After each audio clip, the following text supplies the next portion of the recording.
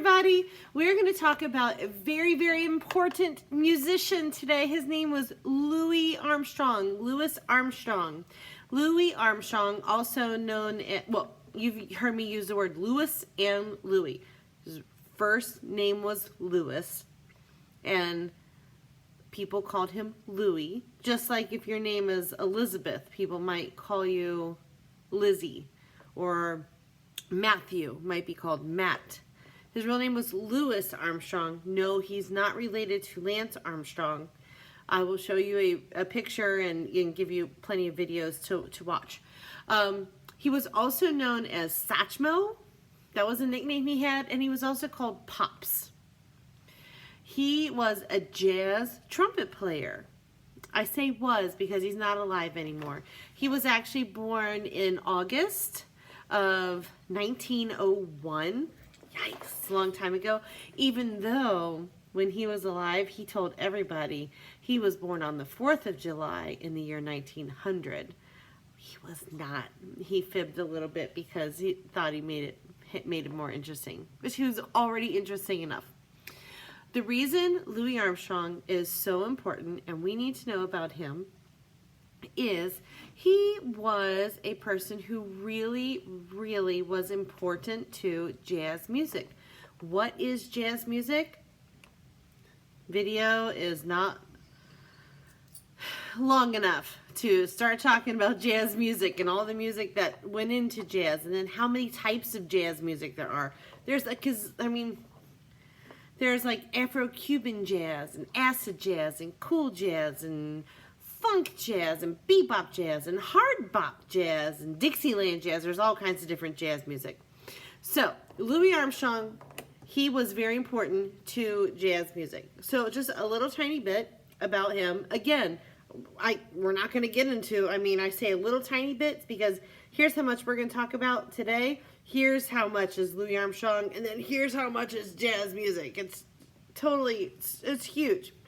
But Louis Armstrong, when he was born, he was very, very poor. His grandparents were slaves, and he got in trouble a lot when he was young. There's a story about like 4th of July, no, not 4th of July, it was, what's the other holiday, beginning of the year? New Year's, where he was celebrating and like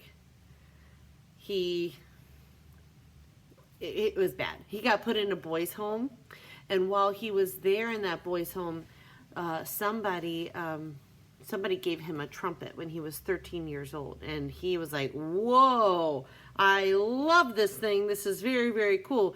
And he would actually like sneak out to go see Joe King Oliver, who was another jazz trumpeter. So he got in trouble a lot. One of the reasons Louis Armstrong is so huge in jazz music is that he changed what jazz sounded like at the time. At the time, it was something called ragtime jazz. I'll put a video in so you can hear what ragtime, not ragtime, Dixieland. Ragtime is before Dixieland. Dixieland jazz, where everybody was just kind of like playing all at the same time. It just sounded, and it was silly. Like there would be a clarinet player, like standing on his head and playing the clarinet. The trombone player would like bend down and play between his legs, and it was just like they were just kind of like making fun of music sometimes. It was just silly. It was kind of like a zoo of music. It was just, wow, it was really, really silly. And Louis Armstrong, who's a trumpet player, he was the first one who decided, hey, what's all this noise? Let's just concentrate on one thing, me.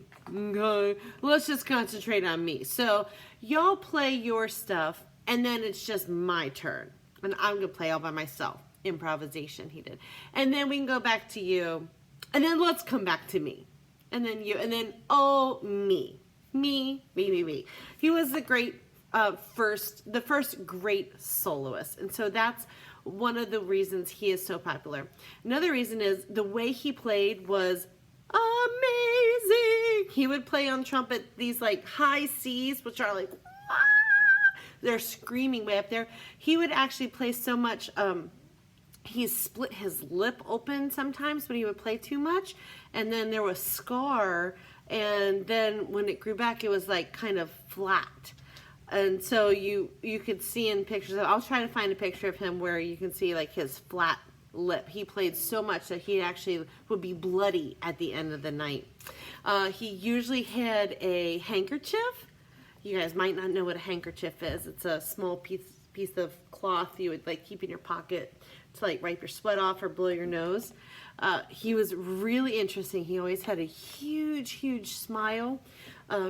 Even though he was sad sometimes, when the curtains open, he would put on this big smile. He's sometimes been criticized by other musicians for doing that. But I'm going to leave you to some videos of Louis Armstrong. He was a jazz trumpet player, and he also was a singer. He sang, you may have heard this song before. I'm going to put a video, a link in, What a Wonderful World. And he had this really gravelly singing voice. What a wonderful world. It was like really gravelly. So I'm going to put that in. I think we might do a project of listen to this music and draw a picture. And because that's the thing we would do in class, is we would listen to the music, I would put it on loop, and we would draw a picture as we listen to the music. So we might do something like that. So that was just, I mean, a teeny tiny bit about Louis Armstrong, and an even tinier bit about what jazz music is. But I'm going to put some YouTube videos on this page so you can see what do I mean when I'm talking about Dixieland jazz, where everyone was playing all at the same time and it was really silly. And what do I mean about Louis Armstrong playing trumpet notes that were like, oh, I hope I can find one. And what is this song that Louis Armstrong sang? He sang quite a few songs, but that's a very popular one. Okay, so Louis Armstrong, real name Louis Armstrong, also called Satchmo, also called Pops. Probably called some other things too, but we won't even get into that. All right, take care of each other. Bye.